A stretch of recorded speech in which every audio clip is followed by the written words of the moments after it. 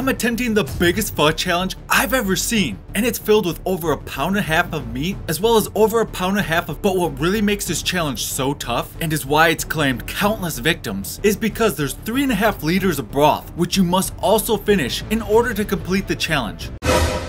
And if I couldn't do that within the 1 hour time limit, not only would I be the next victim, I'd also have to pay $45 for the meal. But if I can tackle this over 10-pound Superbowl Pho challenge, I'll get the meal for free, a free shirt, and my picture up on their wall of fame, proclaiming my victory for all eternity.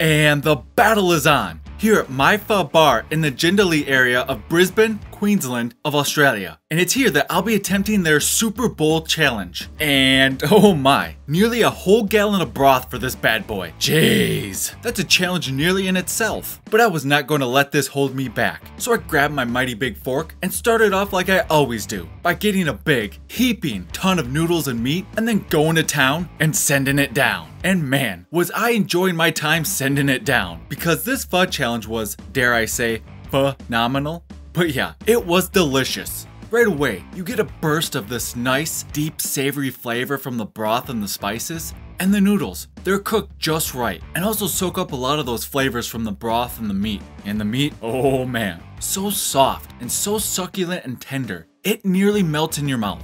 Though, I did encounter a few pieces that were a bit on the chewier side, but nothing that adding a whole forkful of silky noodles couldn't help out with, and just help it all slide right down, oh so easily.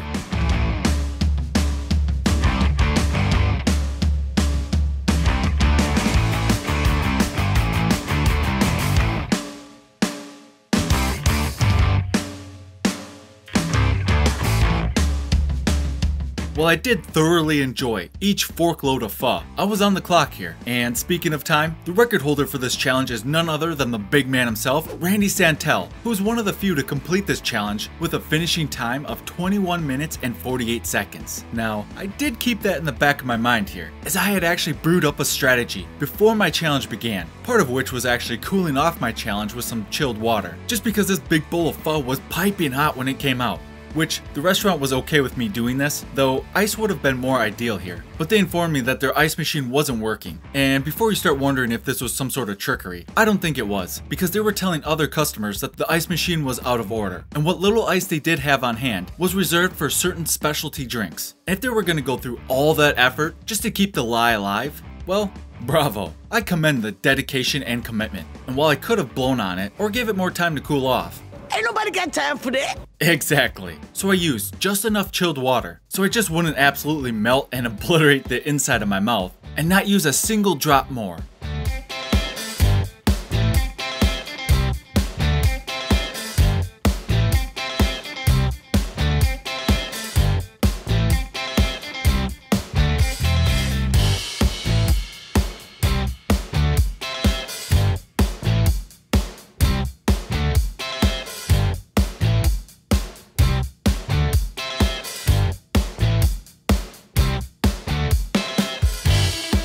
Something I've come to notice with these pho challenges is at a certain point, there's just so much broth that it's hard to scoop out good mouthfuls of noodles and meat, which is when taking a few swigs out of the bowl would help. But this bowl is huge, and there's a ton of broth in there. So rather than risk spilling it all over myself and getting disqualified, I busted out my new created technique, which I like to call the mug and chug method, where I'm taking a glass mug and filling it up with a bunch of that broth, then of course, going to town and sending it down.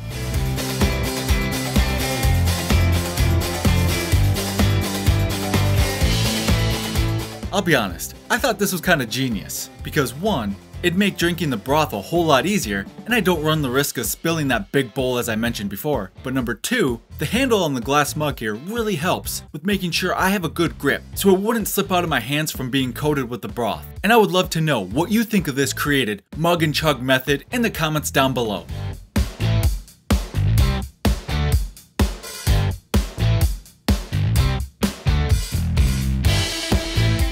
It seems like my mug and chug technique is very effective, as I took down a ton of that pho broth in a matter of minutes. But hold on, because this battle, it was far from over. Because while I did make a big dent in this massive pho challenge, it certainly had punched back, and I was starting to feel full real quick. Therefore, I had to keep pushing on, switching back to my giant fork to try to get as big as mouthfuls of noodles and meat as I possibly could.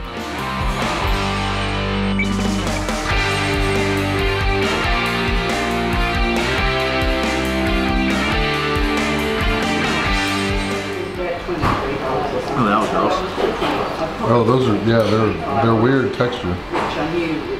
So this was the meat I mentioned earlier that was a bit chewy, which is known as tripe, and that's actually the stomach lining of an animal. And it's a common ingredient used in bowls of pho. In this case, it was just a really big piece, and the texture here caught me off guard a bit. But as I mentioned before, nothing that I couldn't fix by adding a few more noodles with it. And as my taste buds were being absolutely pounded by those deep savory flavors, I called in the tried and true Diet Coke as a nice, crisp, refreshing palate cleanser.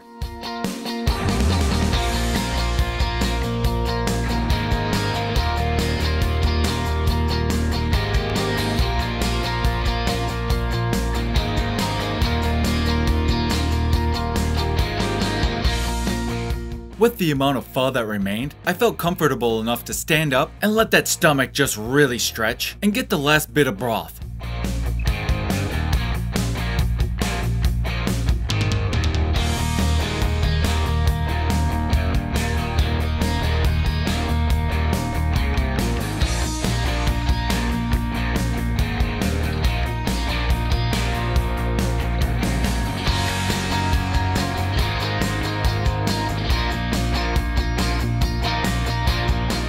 As I make my way towards the final stretch, if you made it this far, be sure to take a few seconds to leave a little magic of your own by hitting that like button and sharing this video with another foodie friend.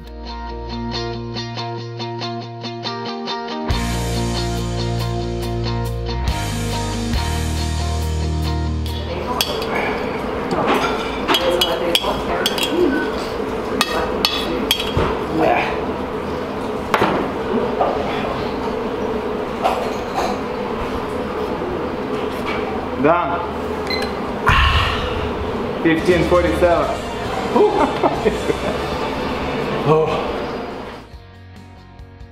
What an absolute phenomenal display of eating prowess, showcasing the power of the mug and chug method and setting the new record by a significant margin no less. Though, the adventures here, they're not over, so to embark on the next adventure, tap the video on the screen or one of the links in the description down below, and I'll see you there.